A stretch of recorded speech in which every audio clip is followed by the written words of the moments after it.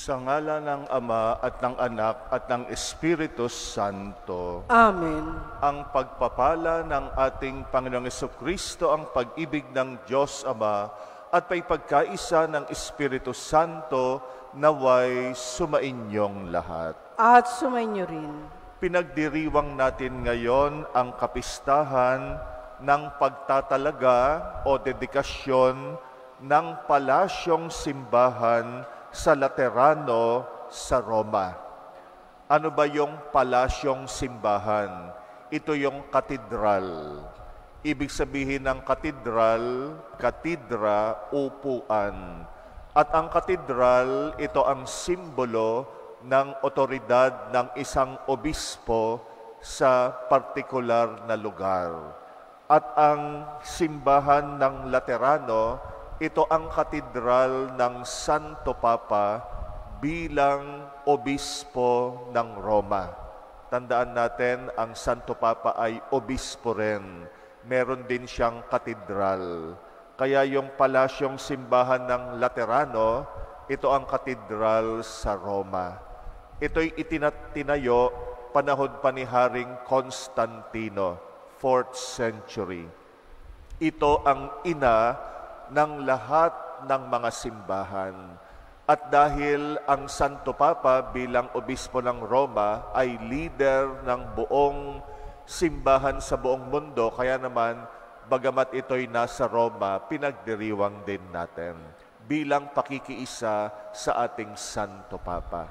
Kaya sa araw na ito, nakapistahan ng dedikasyon o pagtatalaga ng katedral na ito sa Roma, ang simbahan ng Laterano, ipagdasal natin ang Santo Papa na patuloy siyang maging instrumento ng pagkakaisa ng simbahan sa buong mundo. Aminin natin ang ating mga kasalanan upang maging marapat tayong gumanap sa banal na pagdiriwang. Panginoong Hesus, Ikaw ang daan tungo sa kaligtasan. Panginoon, kaawaan mo kami. Panginoon, kaawaan mo kami. Panginoong Hesus, Ikaw ang katotohanang nagbibigay sa amin ng kaliwanagan. Kristo, kaawaan mo kami. Kristo, kaawaan mo kami. Panginoong Hesus, Ikaw ang aming buhay at kaganapan ng aming buhay.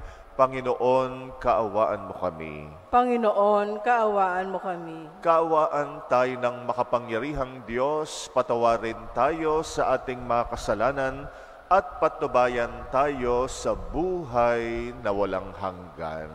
Amen. Luwalhatiin natin ang Diyos. Luwalhati sa Diyos sa kaitaasan, kaloob sa lupa ay kapayapaan. Pinupuri ka at ipinagdarangal, sinasamba ka dahil sa dakila mong kalwalhatian. Panginoon aming Diyos, Hari ng langit, Amang makapangyarihan, Panginoong Hesukristo, bugtong na anak ng Diyos, Kordero ng Ama. Ikaw na nag-aalis ng mga kasalanan ng sanlibutan. Tanggapin mo ang aming kahilingan. Ikaw na nanuluklok sa kanan ng Ama.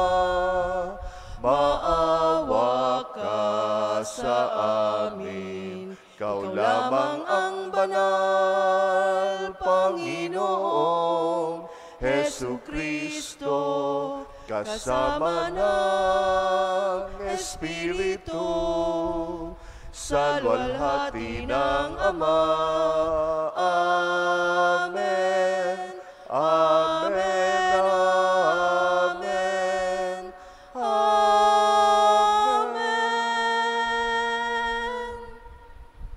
Manalangin tayo. Ama naming makapangyarihan, mula sa mga buhay at piniling bato, ikaw ay nagtayo ng dakila at walang maliw na tahanan mo.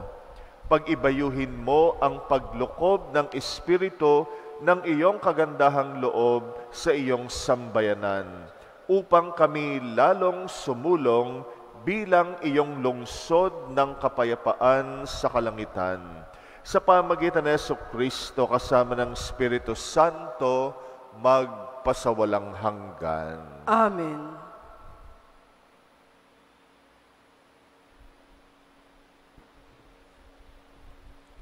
Pagbasa mula sa aklat ni Propeta Ezekiel. Noong mga araw na iyon, bumalik kami ng anghel sa pintuan ng templo. Sa ilalim nito'y may agos ng tubig, papunta sa silangan. Ang templo'y paharap sa silangan. Ito'y nagmumula sa gawing timog na bahagi ng templo, sa gawing timog ng altar. Lumabas kami sa pintuan sa gawing hilaga at iniligid niya ako papalabas sa pintuan sa gawing silangan. Doon ay may mahinang agos ng tubig mula sa gawing timog ng hagdanan. Sinabi niya sa akin, ang tubig na ito ay papunta sa dakong silangan hanggang dagat na patay. Pag-abot nito sa dagat na patay, malilinis ang tubig nito. Lahat ng lugar na maagusan nito ay magkakaroon ng lahat ng uri ng hayop at isda. Pagdating ng agos nito sa dagat na patay, magiging tabang ang tubig ng dagat. Lahat ng lugar na abutin nito ay magkakaroon ng buhay. Sa magkabilang pangpang ng ilog ay tutubo ang sari-saring punong kahoy na makakain ang bunga. Hindi malalanta mga daon nito, ni mawawalan ng bunga, pagkat ang didilig dito ay ang tubig na umaagos mula sa templo. Ito ay patuloy na mamumunga sa buong taon. Ang bunga nito ay pagkain at gamot naman ang mga dahon. Ang salita ng Diyos. Salamat sa Diyos. Sa bayan ng dakilang Diyos, batis niya'y may tuwang dulot. Sa bayan ng dakilang Diyos, batis niya'y may tuwang dulot. Ang Diyos ang lakas natin at kandungan, at handang saklolo kung may kaguluhan. Di dapat matakot, mundo'y mayanigman, kahit na sa dagat ang bundok mabuwal. Sa bayan ng dakilang Diyos, batis niya'y may tuwang dulot. May ilog ng galak sa bayan ng Diyos, sa banal na templo'y ligaya ang dulot. Ang tahanang lungsod ay di masisira. Ito ang tahanan ng Diyos na dakila. Mula sa umaga ay kanyang alaga. Sa bayan ng dakilang Diyos, batis niya'y may tuwang dulot. Nasa atin ang Diyos na makapangyarihan, ang Diyos ni Jacob na ating kandungan. Anuman ang kanyang ginawa sa lupa, sapat ng pagmasdan at ika'y hahanga. Sa bayan ng dakilang Diyos, batis niya'y may tuwang dulot. Pagbasa mula sa unang sulat ni Apostol San Pablo sa mga taga-Korinto. Mga kapatid, kayo ang gusali ng Diyos, ayon sa kaloob ng Diyos sa akin. Ako ang naglagay ng pundasyon, bilang mahusay na tagapagtayo. Iba naman ang nagpapatuloy ng pagtatayo ng gusali. Ngunit, maging maingat ang bawat nagtatayo, sapagkat wala ng ibang pundasyon na maaaring ilagay, liban sa nailagay na, si Jesucristo. Hindi ba ninyo alam na kayo'y templo ng Diyos, at naninirahan sa inyo ang kanyang Espiritu? Parurusahan ng Diyos ang magwasak ng templo niya. sapagkat banal ang templo ng Diyos at kayo ang templong iyan. Ang salita ng Diyos. Salamat sa Diyos.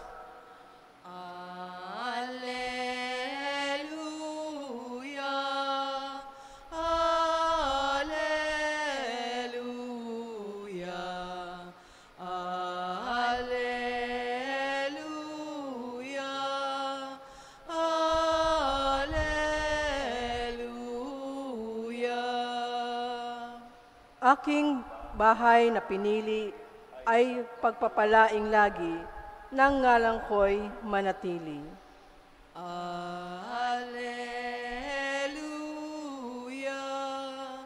Alleluia, Alleluia, Alleluia.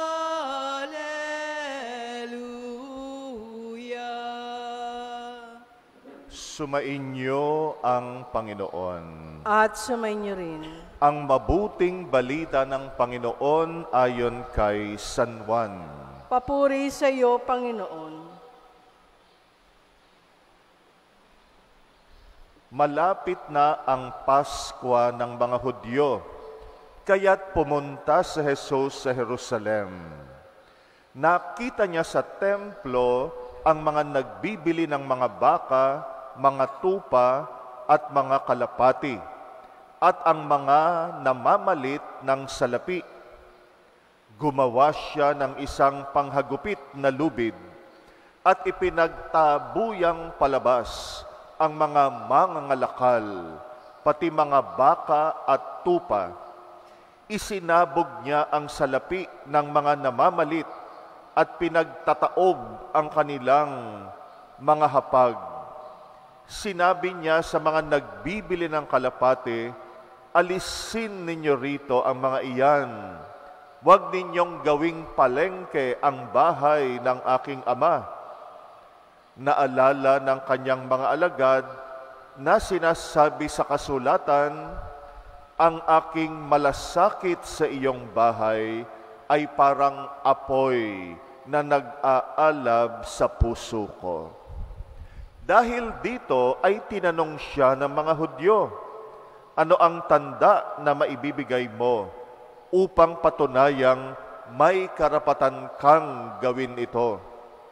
Tumugon si Jesus, gibain ninyo ang templong ito at muli kong itatayo sa loob ng 3 araw. Sinabi ng mga Hudyo, 46 na taon na ginawa ang templong ito at itatayo mo sa loob lamang ng 3 araw?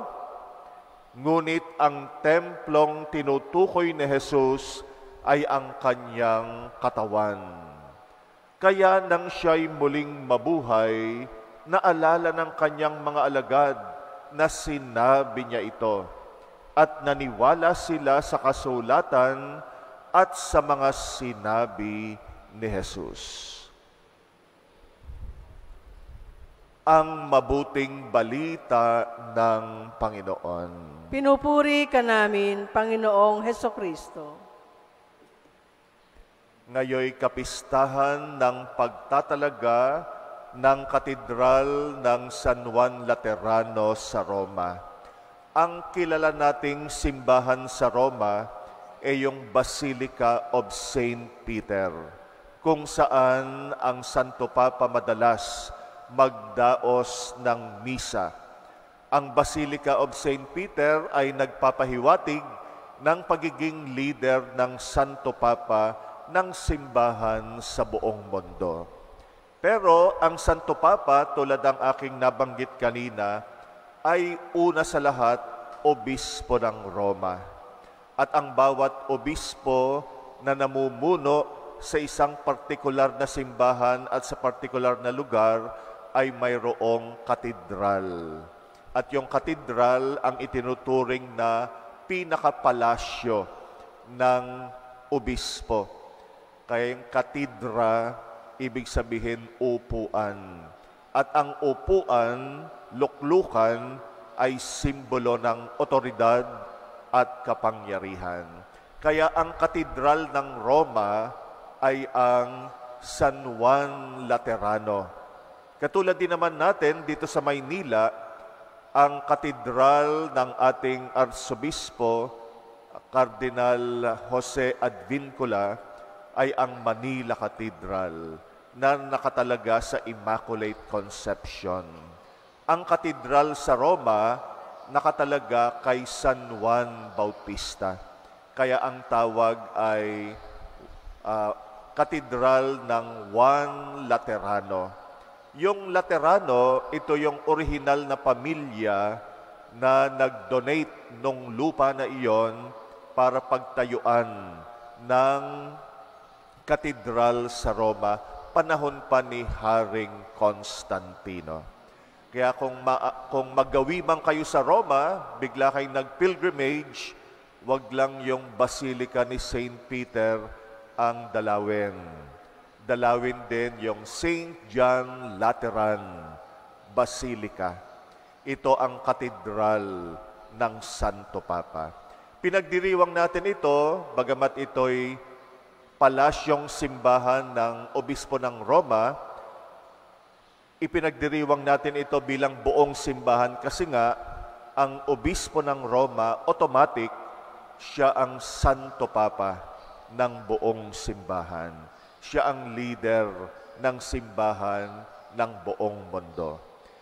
Tinuturing na nanay ng lahat ng simbahan ang Basilica ng San Juan Laterano sa Roma, pinakamatandang simbahan. Itinatag panahon pa ni Haring Constantino, ika-4 na siglo.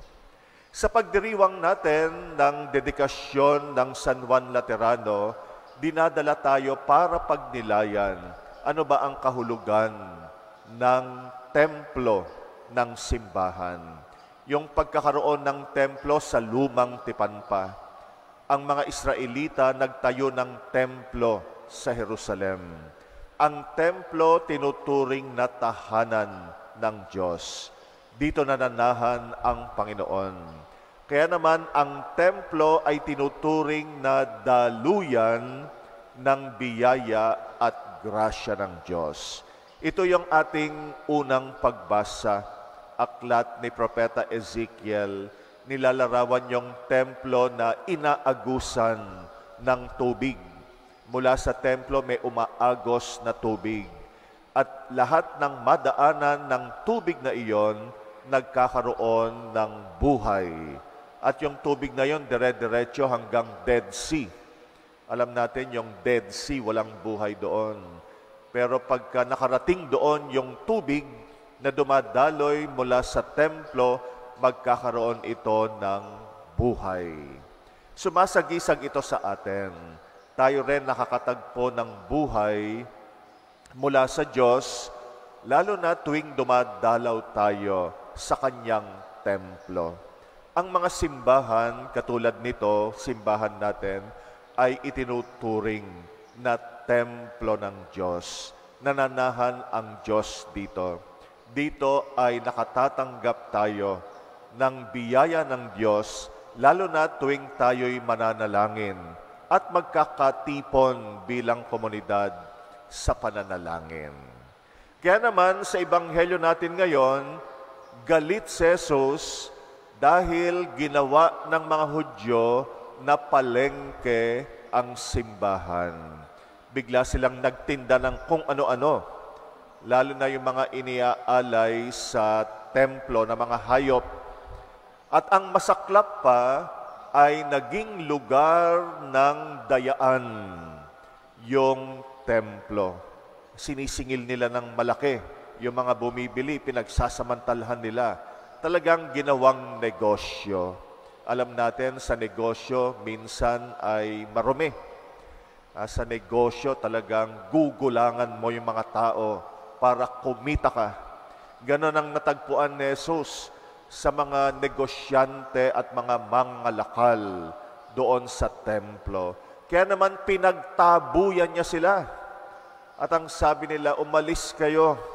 huwag niyong gawing palengke at lalo na kuta ng mga magnanakaw ang templo.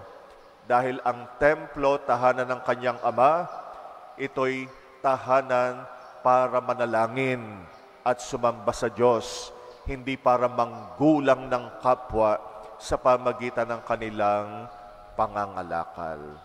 At sa pag-uusap ni Jesus sa mga Hudyo, dito naging pagkakataon para ituro rin ni Jesus na ang pinakatemplo ng Diyos, ito'y nagkaroon ng bagong kahulugan. Ang templo ng Diyos hindi na lang yung gusali. Ang templo ay si Jesus mismo. Kasi si Jesus ay nananahan sa Kanya ang Ama. No, kaya siya yung naging pinaka-templo. Kaya nga sabi niya, nung hinihingi ng mga Hudyo na magbigay siya ng palatandaan, may karapatan siyang gawin yung ipinagtabuyan niyang mga tao. Sabi ni Jesus, gibain ninyo ang templong ito at itatayo ko sa loob ng 3 araw. Nagtaka yung mga Hudyo. Sabi nila, 46 years ginawa tong templo na to. Ikaw, itatayo mo lang 3 araw. Pero nga ang tinutukoy ni Jesus, yung templo ng kanyang katawan na mamamatay sa pamagitan ng pagpapako sa krus, pero pagkatapos ng 3 araw, muling mabubuhay. Kaya nga ang pinaka-templo, hindi na yung gusali, kung hindi ang Panginoong Jesus. At dahil si Jesus ay templo ng Diyos, ng Ama, tayo na natipon sa pamagitan ni Jesus, naging templo rin tayo. Tinanggap natin ang Espiritu Santo at tayo'y naging mga buhay na templo. Kaya yung katawan natin, templo rin ng Diyos. Tayo bilang nagkakatipon na mga alagad ni Jesus, tayo ang buhay na templo. Tayo yung simbahan. Ito yung sinasabi ni San Pablo sa 2nd pagbasa natin sa kanyang sulat sa mga taga-Korinto. Kaya bagamat ang templo ng Jerusalem nagiba na, pero nananatiling nakatayo ang templo ng Diyos sa pamagitan natin, ang simbahan na buhay. Tayo ang pinaka-templo, tayo ang pinakasimbahan ng Diyos. Ano ang hamon sa atin sa pagninilay natin ngayong araw na ito? Una ay yung templo, yung simbahang gusali. Inaanyayahan tayo na lagi nating igalang ang simbahan. Tuwing tayo ay papasok ng simbahan, tandaan natin, ito ay lugar ng panalangin. Wala sana tayong gagawing iba maliban sa manalangin. Kaya nga una sa lahat, pagpapasok tayo ng simbahan, yung kasuotan natin ay ihanda rin natin. Pag magsisimba tayo o magdadasal, napapakita natin ang paggalang una sa lahat sa suot. Minsan may mga pumapasok sa simbahan, nako, ang suot, kita na ang lahat.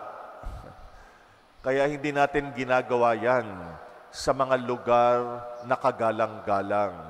Siguro kung pupunta tayo ng Malacanang, magsusuot tayo ng maayos. Lalo na pagka yung presidente ng Pilipinas ay imimit mo. Lalo na ang Diyos sa mga simbahan. Kaya una nating napapakita ang paggalang sa simbahan sa pamagitan ng pananamit. Ikalawa, iwasan natin, lalo na yung mga daldalan sa loob ng simbahan. Minsan, ang unang culprit, kaming mga naglilingkod sa simbahan. Pagkatapos ng misa, nako, tsatsata na, no? Laging maging conscious na kahit tapos na yung misa, may mga taong nagdarasal. Kaya always be conscious. Kung mag-uusap lang yung necessary, Pero kung unnecessary, ay wag nating gawin. Panatilihin ang kabanalan ng simbahan. Nakakalungkot, marami mga Katoliko pag pumapasok ng simbahan, hindi na nga lumuluhod dyan sa gitna, nagje-genuflect. Kasi nga nandito yung Blessed Sacrament. Marami mga Katoliko, pagpasok ng simbahan, diretso na sa upuan, hindi na nagbigay pugay sa Panginoon sa Blessed Sacrament. Sana maibalik natin yung mag-genuflect, o kaya kung hindi mo na kayang mag-genuflect, masakit na yung tuhod mo, mag-bow. Laging ang kilos natin sa loob ng simbahan ay kilos pagsamba, kilos pananalangin, at pagkilala sa Panginoon. Kaya nga, tuwing papasok tayo ng simbahan, mag-bow o mag-genuflect bago pumunta sa upuan at bago lumabas. Yung iba, pag lumabas, parang lumabas sa sinihan na walang paggalang. Tuwing dadaan tayo sa gitna na yan, dapat lumuhod o mag-bow, lalo na sa altar, simbolo ni Kristo. Kaya nga hindi ito sinihan, hindi ito mall, ito ay lugar na pinananahanan ng Panginoon. Nakakalungkot din sa mga kabataan, akala nila mall o kaya coffee shop. Itong simbahan, meron akong natagpuan dito, mga estudyante, pumapasok. Nako, may dalang kape. No? Uupo dyan. Nakakatuwa naman na pumapasok sila ng simbahan, pero kailangan nating turuan na pag pumapasok ka ng simbahan, huwag kang magdala ng pagkain o merienda. Minsan naman, nakita ko yung magulang, binibihisan yung anak niya dito sa loob ng simbahan mula eskwelahan. Hinuhubaran pang ganon. Pinapalitan, siguro pinawisan. Ginawang dressing room yung simbahan. Yung simbahan, panatilihin natin yung banal na atmosphere. Bukod pa siyempre sa pagpapanatili ng kalinisan ng simbahan. Huwag tayong mag-iwan ng kalat. Yan din ang isang kasalanan natin. Pag alis mo, iniwan mo na dyan yung mga tissue mo, balat ng candy, bottled water, kasi nga may dala kang anak na bata, kailangan uminom, wag mo namang iwan yung mga kalat dyan sa upuan. Dahil ito ay banal na templo ng Diyos. Naku, hindi tayo matatapos. Buong maghapon, pwede tayong mag-usap tungkol sa paggalang sa simbahan ng Panginoon. Pero ang pinaka-importanteng paggalang sa templo o simbahan ng Diyos, yung paggalang natin sa kapwa. Kasi nga, ang tunay na simbahan, yung tao. Tayo.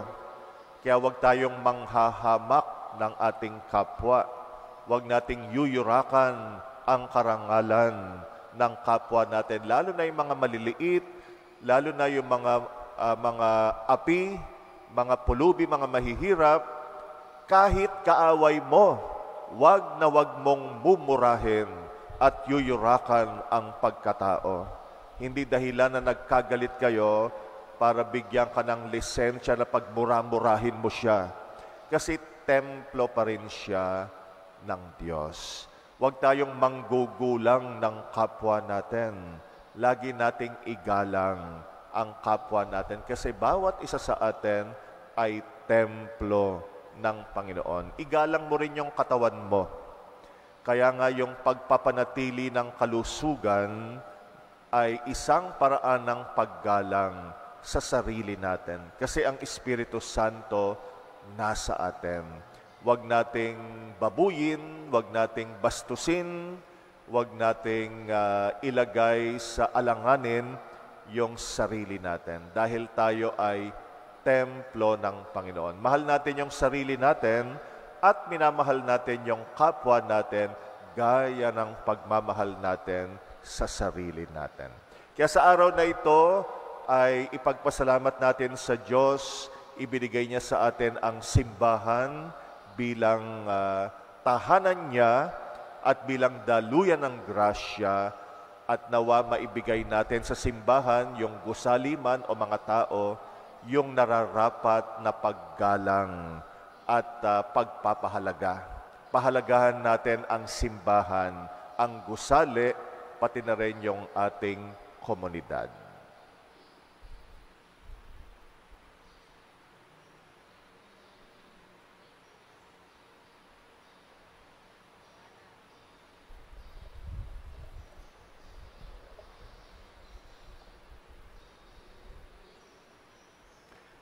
Nananahan ang ating tagapagligtas sa buhay na templo ng kanyang simbahan, isang binyagang bayan na tinipon sa ilalim ng kahalili ni San Pedro. Manalangin tayo sa ating Ama sa tulong ng banal na Espiritu. Ating itutugon, Panginoon, pagpalain mo kami ang iyong mga buhay na templo. Panginoon, pagpalain mo kami ang iyong mga buhay na templo. Ang pandaigdigang simbahan naway lumago sa pagkakaisa at pananampalataya sa pamamagitan ng ating katapatan sa Santo Papa. Manalangin tayo sa Panginoon. Panginoon, pagpalain mo kami ang iyong mga buhay na templo. Ang mga bansa naway mabuhay sa kapayapaan at iwasan ang paghihiganti at paglalaban. Manalangin tayo sa Panginoon. Panginoon, pagpalain mo kami ang iyong mga buhay na templo. Ang mga naghahanap sa Diyos, naway matagpuan ang bato ng pananampalataya ni San Pedro at ang lakas ng loob ni San Juan Bautista. Manalangin tayo sa Panginoon. Panginoon, pagpalain mo kami ang iyong mga buhay na templo. Atin nawang ipakita ang ating pananampalataya sa pamamagitan ng ating pangangalaga at paggamit sa gusaling ito ng simbahan. Manalangin tayo sa Panginoon. Panginoon, pagpalain mo kami ang iyong mga buhay na templo. Ang mga yumao, naway maging mga buhay na bato sa walang hanggang templo. Manalangin tayo sa Panginoon. Panginoon, pagpalain mo kami ang iyong mga buhay na templo.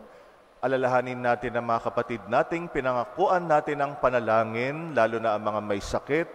Itaas natin ang mga kahilingan ng mga kapatid nating nagpapamisa sa ating pagdiriwang ngayon at tahimik nating ipanalangin ang mga personal nating kahilingan.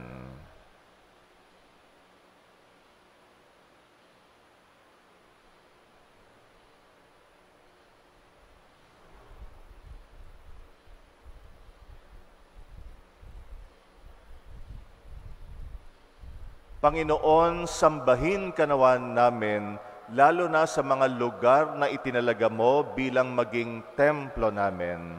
At lalong makita namin ang iyong mukha sa kapwa namin, sapagkat ang bawat kapwa namin ay templo ng Espiritu Santo. Ikaw na aming Panginoon, magpasawalang hanggan. Amen.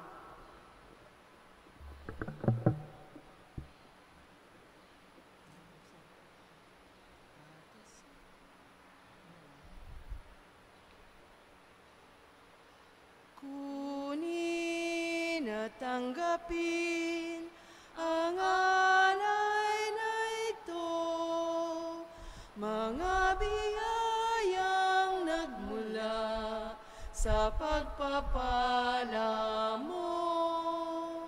Tanda ng bawat puso, pagkat inibig mo, ngayon'y nananalig, nagmamahal sa'yo.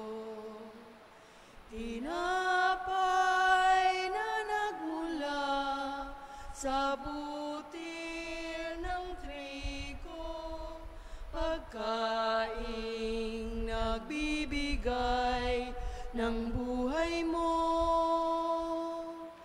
At alak na nagmula sa isang tangkay ng ubas,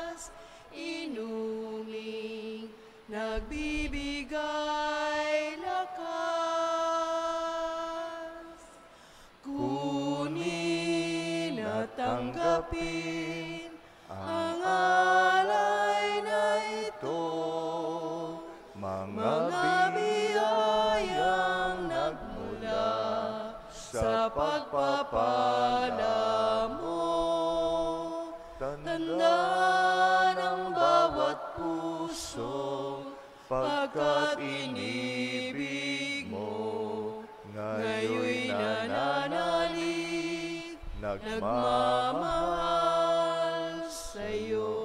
Manalangin kay mga kapatid upang ang paghahain natin kalugdan ng Diyos Amang makapangyarihan. Tanggapin nawa ng Panginoon itong paghahain sa iyong mga kamay, sa kapurihan niya at karangalan, sa ating kapakinabangan, at sa buong sambayanan niyang banal. Ama naming lumikha, tanggapin mo ang paghahaing ito at ipagkaloob mo sa mga nananalangin sa iyo ang lakas na dulot ng paikinabang sa mga iniaalay dito. Sa pamagitan ni Jesucristo kasama ng Espiritu Santo, magpasawalang hanggan. Amen. Sumainyo ang Panginoon. At sumainyo rin. Itaas sa Diyos ang inyong puso at diwa. Itinaas na namin sa Panginoon. Pasalamatan natin ang Panginoong ating Diyos. Marapat na siya ipasalamatan. Ama naming makapangyarihan, tunay ngang marapat na ikay aming pasalamatan, minarapat mong manahan sa bahay dalangin ng itinayo para sa iyo, upang kami mahubog mo bilang tahanan ng iyong Espiritu na maipagkakapuri mo sa pagtataglay ng iyong sariling kariktan. Itinalaga mo sa iyong kabanalan ang gusaling kababanaagan ng iyong tinipong sambayanang kaisa ng anak mo palagi, nang makapagluwal ng makasapi na sa iyo'y sasapit ng maluwalhati. Kaya kaisa ng mga anghel na nagsisiawit ng papuri sa ng walang humpay sa kalangitan, kami nagbubunyi sa iyong kadakilaan. Santo, Santo, Santo, Panginoong Diyos ng mga hukbo, napupuno ang langit at lupa ng kadakilaan mo. O sana sa kaitaasan, pinagpalang na paririto sa ngalan ng Panginoon. O sana sa kaitaasan. Ama naming banal, ikaw ang bukal ng tanang kabanalan, kaya't sa pamagitan ng iyong Espiritu, gawin mong banal ang mga kaloob na ito pang para sa amin, ay maging katawan at dugo ng aming Panginoong Jesucristo. Bago niya pinagtisang kusang loob na maging handog, ginawa kanyang tinapay, pinasalamatan kanya, pinaghati-hati niya yon, iniabot sa kanyang mga alagad at sinabi, tanggapin ninyong lahat ito at kanin, itong aking katawan na ihahandog para sa inyo.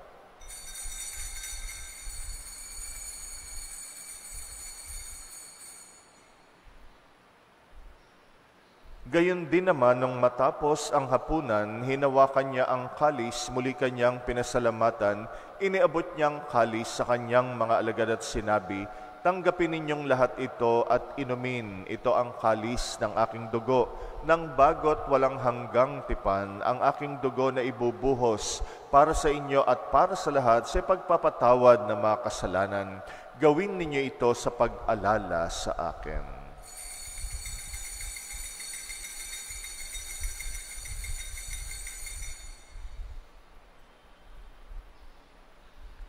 Ang misteryo ng pananampalataya.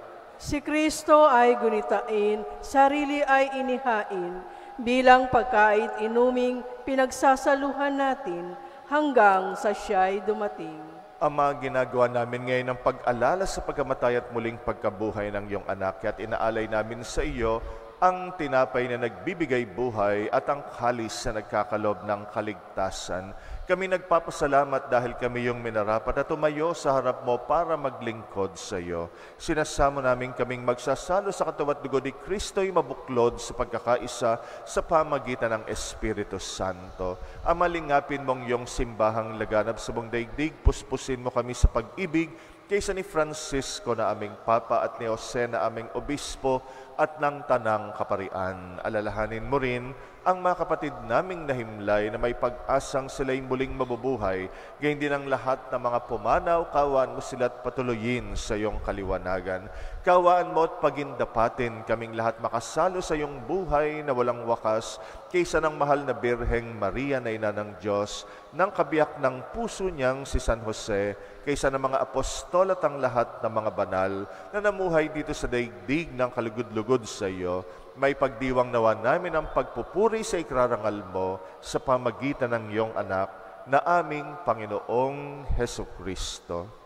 Sa pamamagitan ni Kristo kasama niya at sa Kanya, ang lahat ng parangal at papuri ay sa iyo, Diyos amang makapangyarihan, kasama ng Espiritu Santo, magpasawalang hanggan.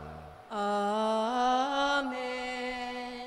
Amen.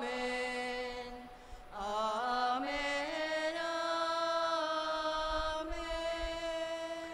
Bilang templo ng Diyos, manalangin tayo sa ating Ama sa Langit, alinsunod sa turo sa atin ng Panginoong Hesus. Ama namin, sumasalangit ka, sambahin ang ngalan mo, mapasa amin ang kaharian mo, sundin ang loob mo, dito sa lupa para ng sa langit. Bigyan mo kami ngayon ng aming kakanin sa araw-araw, at patawarin mo kami sa aming mga sala, para ng pagpapatawad namin sa nagkakasala sa amin, at huwag mo kaming ipahintulot sa tukso, at iadya mo kami sa lahat ng masama.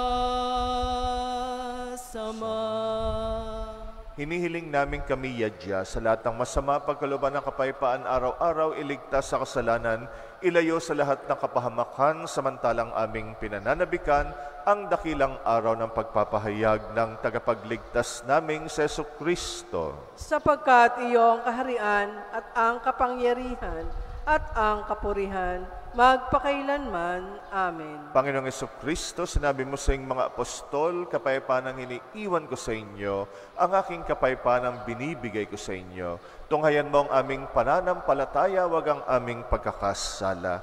Pagkalooban mo kami ng kapayapaan at pagkakaisa ayon sa iyong kalooban, kasama ng Espiritu Santo, magpasawalang hanggan. Amen. Ang kapayapaan ng Panginoon ay laging sumainyo. At sumainyo rin. Magbigayan kayo ng kapayapaan sa isa't isa. Peace be with you.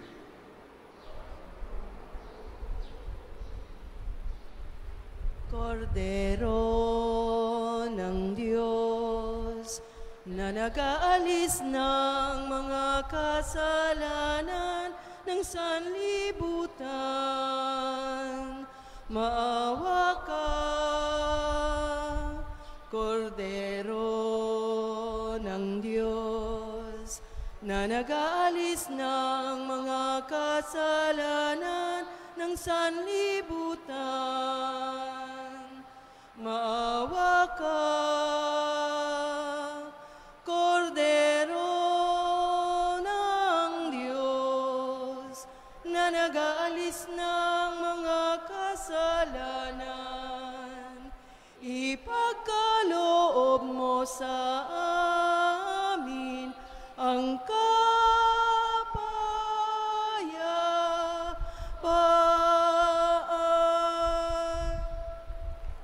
Narito ang kordero ng Diyos na nag-aalis ng mga kasalanan ng sanlibutan. Mapalad ang mga inaanyayahan sa kanyang piging. Panginoon, hindi ako karapat-dapat na magpatuloy sa iyo, ngunit sa isang salita mo lamang ay gagaling na ako.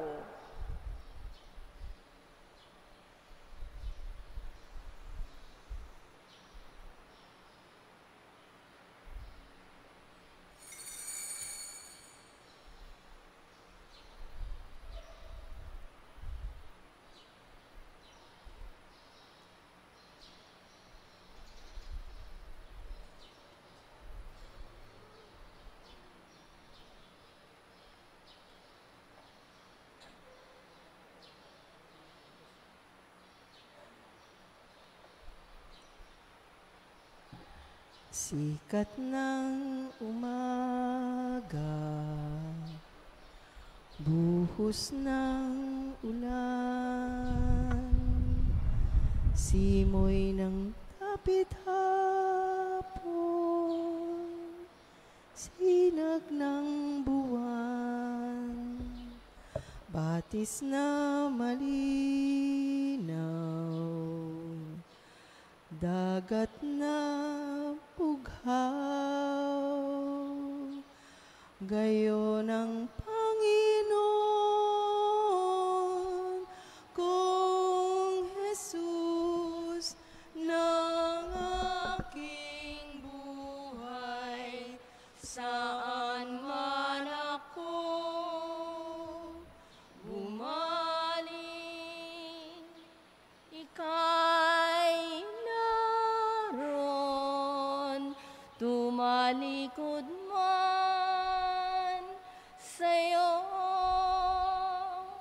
dakilang pag-ibig mo sa akin, tatawag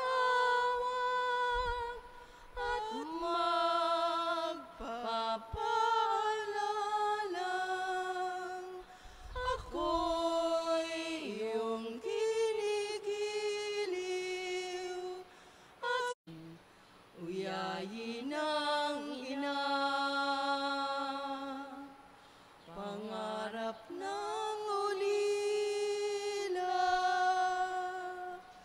bisig ng dukha, ilaw na may takot,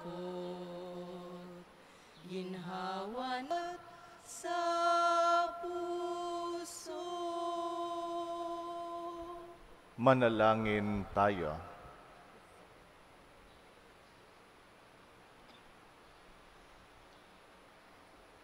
Ama naming mapagmahal, niloob mong ang lunsod ng kapayapaan sa langit ay aming mabanaagan sa nakikita naming sambayanan mo sa lupang ibabaw. Ipagkaloob mong sa aming paikinabang, kami panahanan ng iyong kagandahang loob at ang tahanan ng iyong kadakilaan sa langit ay aming mapasok. Sa pamagitan ni Jesucristo kasama ng Espiritu Santo, magpasawalang hanggan. Amen. Mga kapatid, pag-ukulan natin ang panalangin, ang lahat ng mga kapatid nating yumao na ang mga pangalay inilagak natin sa dambana ng Panginoon. Ama naming mapagmahal, inihabilin namin sa iyo ang mga minamahal naming yumao, lalo na ang mga kaluluwa sa purgatorio. Huwag mo nawa silang pabayaan at pamalagiin mo silang buhay sa piling mo. Alang-alang sa iyong awat pag-ibig, patawarin mo na sana ang kanilang mga pagkukulang at nagawang pagkakasala dala ng kanilang kahinaan. Manatili nawa silang maligaya sa piling mo kasama ng iyong anak at ng Espiritu Santo, magpasawalang hanggan. Amen.